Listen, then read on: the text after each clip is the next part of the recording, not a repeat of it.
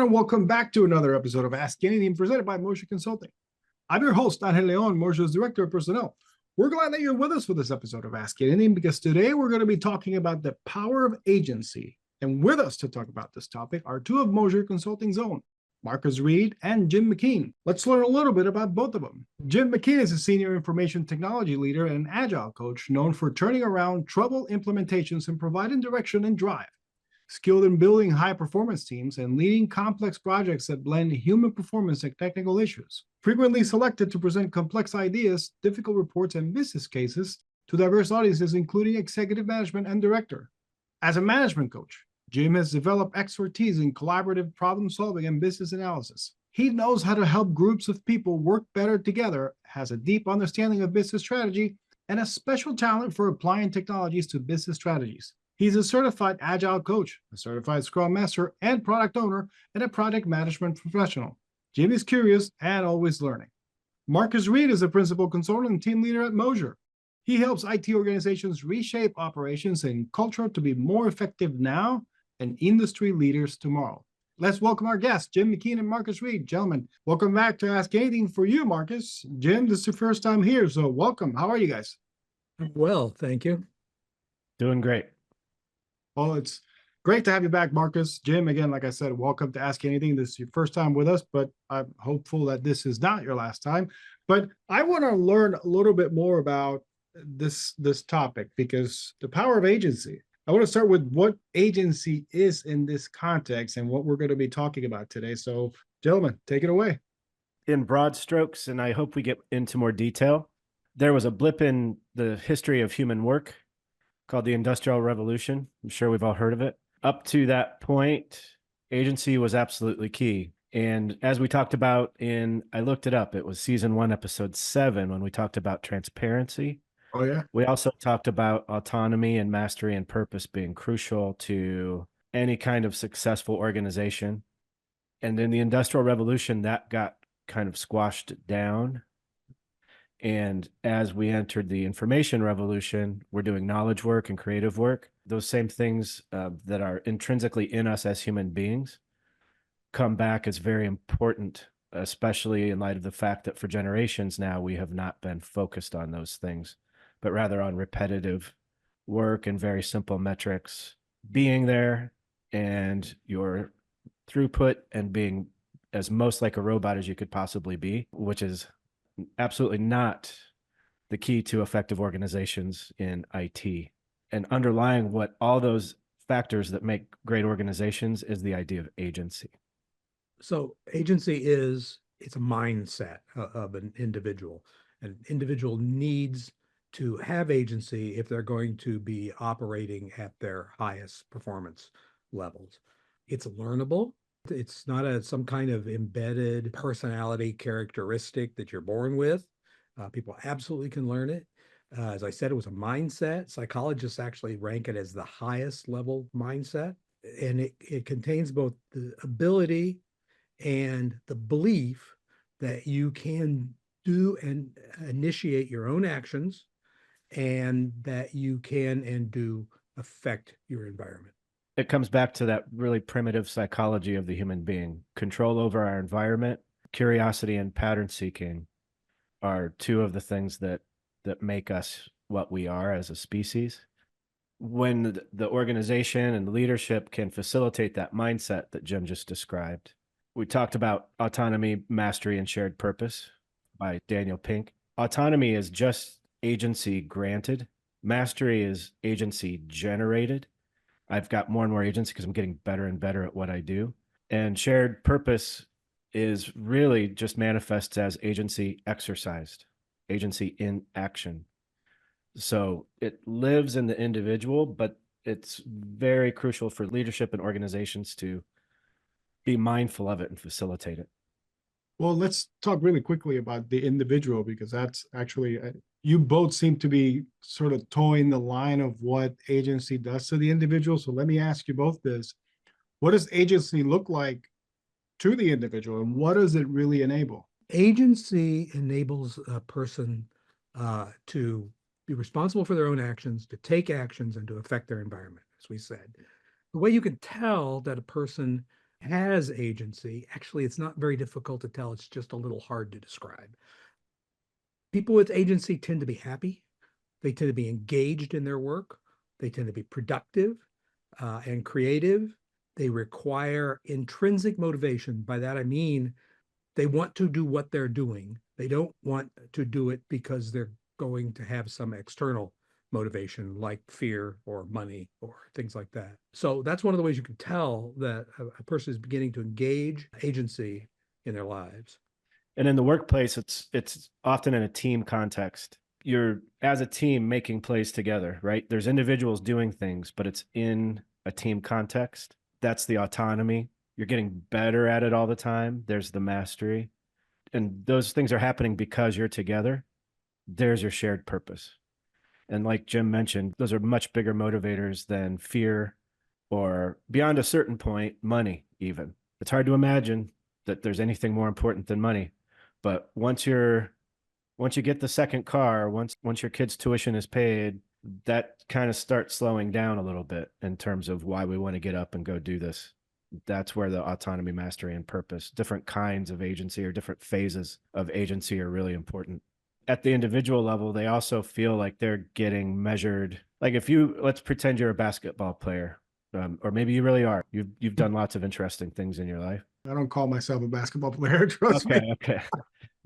But, if you're on a basketball team and the only thing that matters is how many points you score, that's the only thing the coach is paying attention to. Imagine how poorly that team is going to do over time. Right? But if I'm on a basketball team and my coach and my managers are looking at my plus minus, like how much more do we score when I'm on the court than when I'm not on the court, right? What about defensive rebounds when I'm on the court, when I'm not on the court?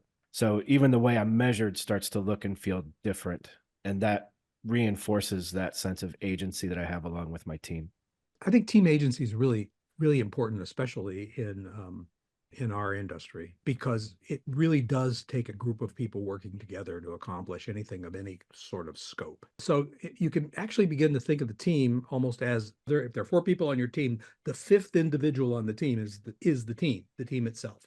And the team itself can develop agency by looking at how it makes decisions, how it shares information, how it holds itself accountable for things. All of those characteristics are in there. And actually, I don't really talk very much about Agile, but within a lot of the Agile processes, meeting processes, laying underneath those is this idea of developing agency for the team, as well as for each individual on the team. And I like the way you pose that idea, Jim, about team agency and how if you have 4 people on your team, the 5th member is the actual team, because that is, to me, a cultural building aspect of that team.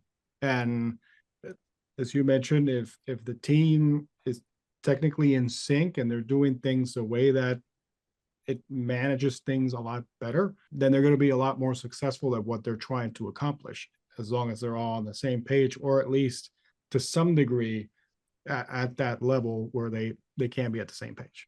Yeah. Right. Imagine a basketball team that only does set plays, right? Yeah. They're not going to be great in the transition. Right. No. Yeah, that's right. What we've learned so far, how does managing get easier? Where does accountability fall in all of this? Well, we've already started talking a little bit about how the team dynamic, and a lot of the accountability shifts to within the team, right? If I only answer to my boss and not the other people on the court with me, if I only answer to the coach, then that's a different situation. But the more we play together as a team, the more the people I'm on the court with recognize my contribution and give me feedback to help me grow my contribution, the less the coach has to end up doing, right? The more the time the coach can spend on finagling next season's schedule and things like that, instead of the minutia on the court. You see great coaches, they're not often yelling and screaming and running up and down the sidelines. Those coaches are often famous because they're entertaining to watch on TV, but the really good ones, the winningest ones, are usually quiet during the game. They might be lunatics during the practices, but during the game, they're just making notes. Yeah. Right. And focused on the bigger picture stuff. It also gets easier because this isn't about delegation per se. The manager, the leader is not devolving responsibility, just saying, okay, well, I want you to be in charge of this now. They're actually, it's really important from a leadership perspective to facilitate and empower, not just delegate, right? So if you say, okay, well, you individual or this team, you're in charge of this aspect of our operations now, and you hand them that responsibility along with all the same problems that you've had with it, communications, bandwidth, things like that. That's not, unfortunately, creating agency is not, and getting the benefit of increased agency is not that simple. And that's where we start drifting into the more distinctly technological aspects that Jim and I often, when we get down into the nuts and bolts or get our hands dirty, whatever analogy you want to use, it's often about getting an organization onto integrated tooling platforms, getting release management automated, and things like that, so that organizations can need their change control board a little bit less, for example, because we've got 95% test coverage and an automated release pipeline that lets the folks on the CCB focus on their core responsibilities as opposed to being the final and often least qualified group of people to give a thumbs up or a thumbs down, right? They might have a lot of responsibility, but they don't have a ton of technical knowledge. So let's facilitate that technical expertise to take place in the right place at the right time, or a single source of truth for all of our documentation and tracking. There's a lot of passive communication that can happen and take the place of a lot of those traditional leadership, command and control type meetings. When you do the things that you have to do to create agency for your teams and individuals, you're also intrinsically along the way making your organization better and your management job a lot easier. Jim, what do you want to correct there or add to it? There's not a thing I want to correct there, Marcus, but I do want to add some stuff. This implies that a manager, as their responsibility in an organization increases, their assumptions, behaviors, decision-making models, all are going to have to shift, right? There are things that they did in their last job, whatever that was, which made them very successful, which now, as they are elevated over a different group of people, maybe a group of people who have potential to have great agency, as they're elevated over that group, they're going to have to change some of their behaviors. And that requires a lot of self-awareness on the part of the managers and the ability to think carefully about what it is they need to do and what it is they actually want to do with their teams, how they want to grow those teams, because ultimately a manager's job is to grow their teams.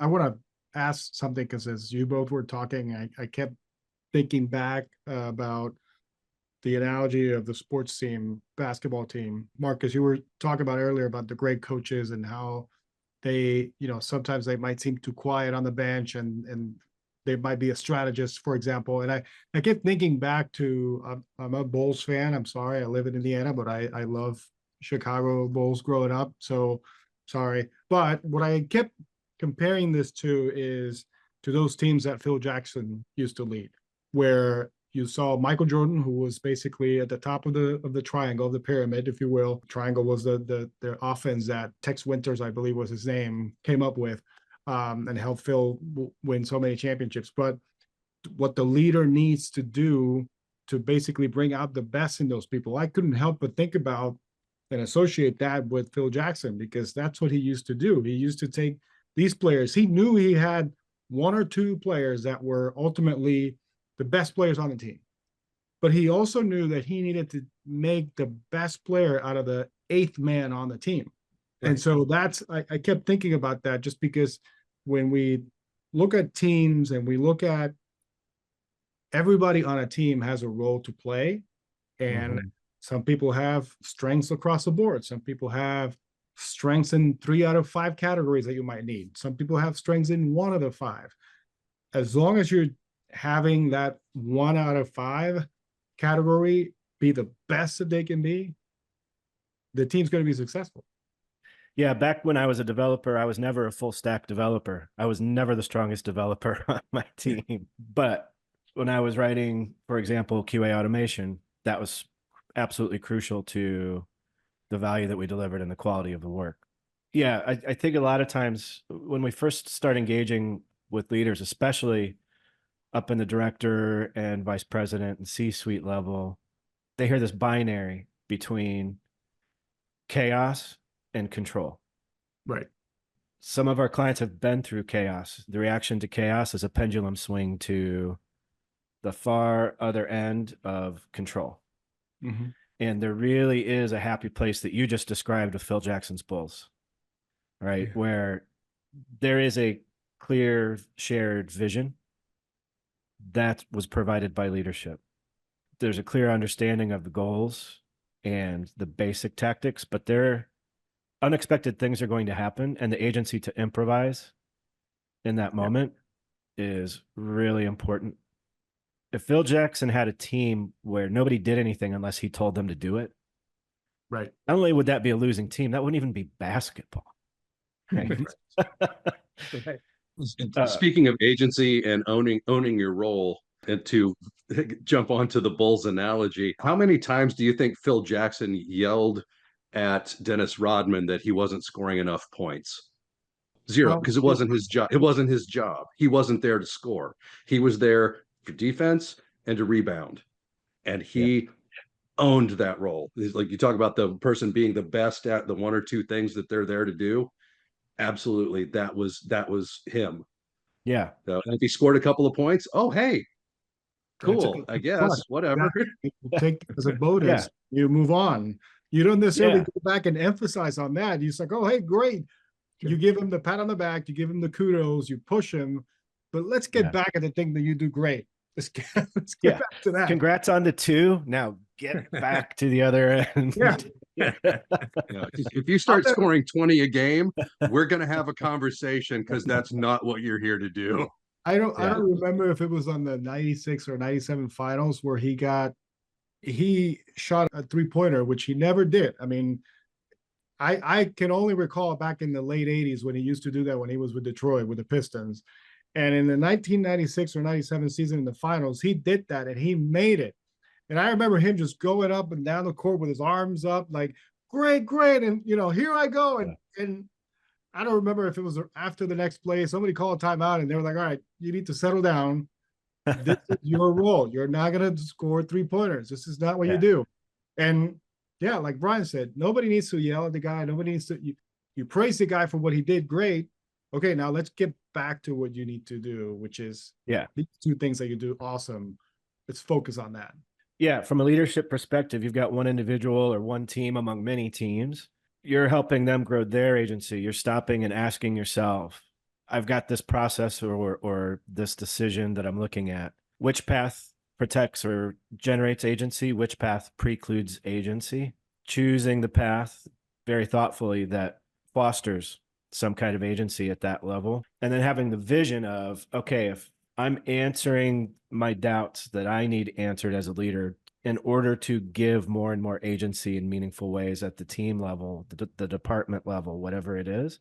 And as the leader, I've got this vision of how these add up to organizational capabilities down the road that, and because I'm focused on generating these conditions, I have, and not in micromanaging or even doing, making sure that we don't have leadership and management bottlenecks, right? Then I'm working on this organizational level capability set that I can brag about to the board, that I can brag about to the C-suite, that the business itself it becomes so clear to them that this organization has shifted from a cost center to an absolutely crucial value center for the organization.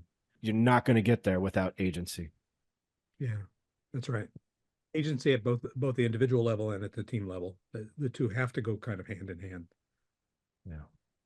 So I want to remain on the topic of leadership really quickly, because Marcus, you mentioned the pendulum and how sometimes in leadership it can swing very widely and it can reach each side extremely both ways. But Jim, what do you say to those leaders who might have those impulses to go to the extreme in situations like that where you're trying to foster agency, but then like Marcus was saying, maybe an event happens that swings that pendulum to that control state, which is most leaders. I mean, I fault at this sometimes where we want to just take over really quickly to make sure that we salvage whether we're really doing the right thing by trying to save something or not. I mean, we're just thinking of myself, using myself as an example. When I try to do that, I'm trying to do best for everybody involved, but I've learned the hard way and the easy way that sometimes that pendulum can actually stop and I can let my team figure it out, and that's okay. But Jim, if you could talk to us about leadership and just those swings that are so extreme, how can leaders really just focus on giving agency? It's a great question and an enormous topic, right? I mean, there's a lot of things we can talk about in here, but one of the first things I think really is kind of developing this idea about being aware of what it is you are doing as a leader. Because a lot of times that reaction to go to control it's really an emotional reaction, which you have layered logic on top of to justify, right? Yeah. It's not really what needs to happen. I think finding the middle ground when you need to is actually really fairly, I think it's tricky for people to do. Mm-hmm. But if they can develop that self-awareness, then they can begin to say, okay, well, how far does this pendulum need to swing? We've been in chaos. We don't want to be in chaos anymore. Okay. But we also want to be a high-performing organization. And if I come over here and tell everybody what to do, as soon as a manager starts telling the people under him or her, here is how you are going to do this, you're too far. Right. You're too far over here. The hows are that should be in your team. If you don't think your team has that skill set, then as a manager, your job is to build that skill set in the team or acquire it if you need to. Right? That's really the job. It's not going out and making all the decisions for them. That's really not the job. Finding that right point for the industry that you're in, for the current set of skills that you've got on the team, not easy, but it's part of what a manager's job is. I would say just one thing about that is if a manager is really struggling and they've really looked carefully inside themselves and they're still feeling like I'm not exactly sure how to move forward here, then I think they might want to take a look at some coaching skills, reaching out to a management coach to help them have an unbiased view about what is really going on in there, right?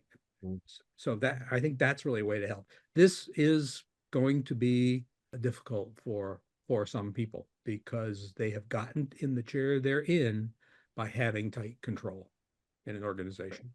Yeah.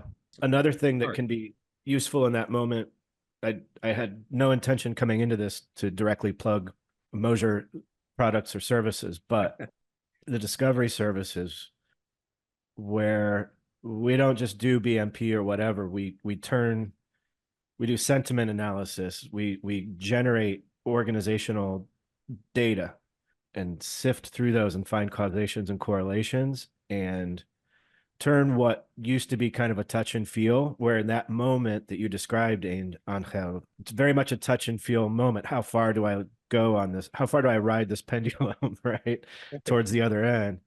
When you've got that touch and feel and other people agree or disagree with you, and you're not really sure exactly who disagrees with you or why, because we've already got enough of a fire going on right now, figuring out that, oh, hey, people with these characteristics in this part of the organization don't feel like, less than 10% of them feel like we're using best code management practices. Okay, that's not just an opinion. When your organization is scoring under 10% on that, you've got some data on which to base a decision. So that's another thing that actually Jim and I have developed some pretty advanced offerings on things around that. Yeah.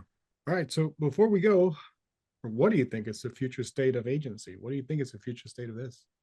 Well, the future state of an organization that, nobody has to be perfect at this or great at this or get it right, but an organization that starts thinking this way and centering that idea in their strategic and even in their tactical levels, they're going to end up with faster and clearer processes. I already mentioned new organizational capabilities. not just at the team level, but across the board. You know, that's where that leadership vision comes in. Happier managers along with happier individual contributors. Yeah. And we have not mentioned this, but you know, it comes back to what really motivates human beings. It's autonomy, mastery, purpose. Agency is just, those are all different forms of agency or phases of agency. And your recruitment and retention gets way better. What else, Jim? Well, I would just point out that the result of all of those things that you just described is a higher and higher performing organization. And depending on what's going on in your industry, if you fail to do that, you will be outperformed. And eventually you will be, you know, a buggy whip manufacturer, right? I mean, people will simply pass you on the street. And so the future of not doing it is probably a little bit grim, especially in an industry like ours, where we are very dependent on knowledge workers, and knowledge workers are the people who respond the best to this environment. Yeah, very well said, gentlemen. It's been a pleasure to have you on Ask Anything to talk about the power of agency. Thank you so much for joining us. Jim McKean, Marcus Reed, it's a pleasure. Thank you. Likewise. Anytime. I appreciate the opportunity. Thanks. Thank you for listening in to this week's edition of Ask Anything presented by Moser Consulting. We hope you enjoyed listening to Jim McKean and Marcus Reed talk to us about the power of agency. Be sure to join us next time as we continue to dive deeper with our resident experts and what they're currently working on. Remember to share your ideas or topics with us through our social media feeds. In the meantime, please remember to give us a rating and subscribe to our feed wherever you get your podcasts. Until then, so long, everybody.